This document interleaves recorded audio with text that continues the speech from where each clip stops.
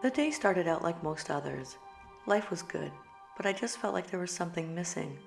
I felt a void, a longing for something more, something we all long for, our life purpose, our calling. I felt that a long walk to our front gates would be a good way to center myself. When I got there, I decided to walk on a little further. I'm glad I did. It wasn't unusual to have a friend or neighbor bring by an injured creature, but this was definitely an unexpected catalyst of what was to come. I'd been around birds my entire life. As a young girl, I watched as my father raised, nursed, and released hundreds of birds, so I was no stranger to helping out our feathered friends. But a crow? This was a first for me. There is nothing more rewarding than being able to help these creatures and seeing them being released back into the wild. And when their care is outside my scope, I make my way to my favorite wildlife sanctuary. My main concern was getting the crow up to the house so that I could assess the situation. When I opened the box, I was shocked to find that the crow wasn't a crow. It was a raven. I noticed he had a limp, so I set him in a small enclosure and prepared some food for him. I knew I had to get him into better hands, so I called my go-to wildlife sanctuary that specializes in corvids. The only problem was the sanctuary was a 3-hour drive, one way, and I couldn't make it out there until the following week. So I got him settled in, and for the next few days, we made the best of it. He wasn't happy at first, and let me know it, but after a while he looked forward to his feeding times and my visits. I would even sit and read to him, and I believe that he found it comforting. And after a couple of days, he seemed more relaxed, and Edgar loved getting his little treats. And yes, I named him Edgar, after Edgar Allan Poe, the famous poet who wrote The Raven. I wanted to do everything I could for him while he was in my care. I wanted to learn everything. So I stormed the internet and I picked up every book that I could find. I even sought help from 2 of the US's top raven experts, Bernd Heinrich and Daniel Walters, who have both been a huge help to me. The day came when I could finally drive Edgar to the wildlife sanctuary. I fixed him his breakfast, got him packed up, and off we went. I must have talked to him the whole way up. The drive was so bittersweet. I knew he was going to be in the best hands, but I also knew that it'd be the last time I'd see him. Over the next couple of months, I kept myself busy, but I found my thoughts coming back to him constantly. I called from time to time to check on his progress, happy to find that he was doing well. One day, I got a call from my friend Dawn, who had a neighbor who had found an injured crow, and without hesitation, I drove out to pick up the injured bird. Once home, I wrapped up his injured foot with vet tape and proceeded to call the sanctuary. I told them that I'd be making the drive up the following morning with an injured crow. They then informed me of something that left me in disbelief. They told me that Edgar was well enough to be released and wanted to know if I'd be interested in releasing him. I could not believe what I was hearing. Not only would I be seeing him again, but I could also set him free on my land. By the time we got back, it was already late in the day, so Edgar was released the following morning. I left him some food and retreated quickly so that I could give him space.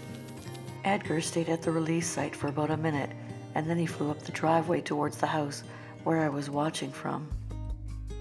He spent most of the day flying up and down the driveway, over the house, and around the perimeter of the woods.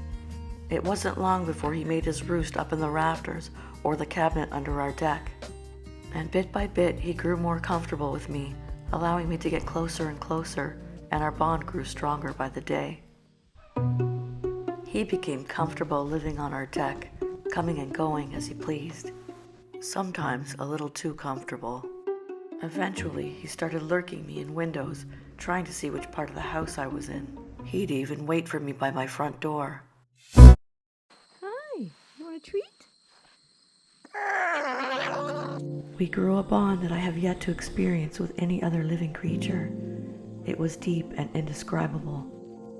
For a lack of words, I could describe it best as a veil between 2 beings being lifted, each seeing the other as they are, with an immeasurable love and acceptance. Then the unthinkable happened. I lost him. I came home one day only to find some feathers. I had lost him to what I suspect to be a bird of prey. I hoped that he'd return short of a few feathers, but in my heart I knew An overwhelming feeling of grief swallowed me, and I felt myself spiraling into a deep depression. Every day was a struggle, and I didn't venture out for months. I read more books and made things to feel closer to him, but nothing seemed to help. One night I went to bed with his image in mind. As I was drifting into sleep, the thought of painting ravens came to me, so I set that intention for the following day. That morning I felt lighter, as if a shift of energy had taken place. I'm not sure what I was thinking, because I hadn't picked up a paintbrush in over 30 years and failed art in grade 12. I'd also never worked with oils. One thing that was clear was the feeling that stirred from the moment I picked up the brush. The best part was it was just for me. I never sought out to have anyone even see my paintings. I was merely processing all of the emotions I was feeling subsequent to the loss of Edgar. The cathartic effect and emotional release was such a powerful tool for my healing and personal growth. I painted The Dream, inspired by my favorite artist, Guillermo Lorca. It is dedicated to my son, and both he and Edgar make an appearance in it.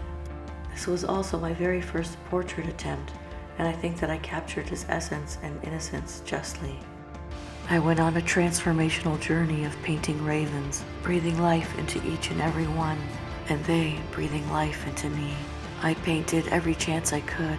I painted into the wee hours of the night, painting one after another. The feeling that I get when I paint these incredible birds is so freeing and uplifting. They are one of God's most beautiful creatures, and I would never paint them in a bad light. They deserve a better representation than the stereotypical harbinger of death and fodder for occult and esoteric beliefs. They're so captivating and complex and are the most intelligent birds on the planet. My paintings caught the eye of a local gallery, and I had my very first exhibit not too long after. It was so surreal to see my paintings hung in a gallery, but I made it known that I wasn't interested in selling any of my pieces. Not that I thought that they were really great or anything, they were just such an important part of my journey and healing that I couldn't bear to see them go. Maybe a small part of me thought that it would be akin to losing Edgar all over again. I've done a lot of healing since then, and now look forward to giving wing to my pieces and seeing them land with those who resonate with them. My friends tell me that I tapped into something spiritual that night. Maybe they're right. All I know is that I found my calling through a raven, and I look forward to the feelings that they evoke for me, as well as continued journeys with them through my paintings. And when I think back to how all this began, it all started with me wanting to save a raven. But in the end, it was he who saved me.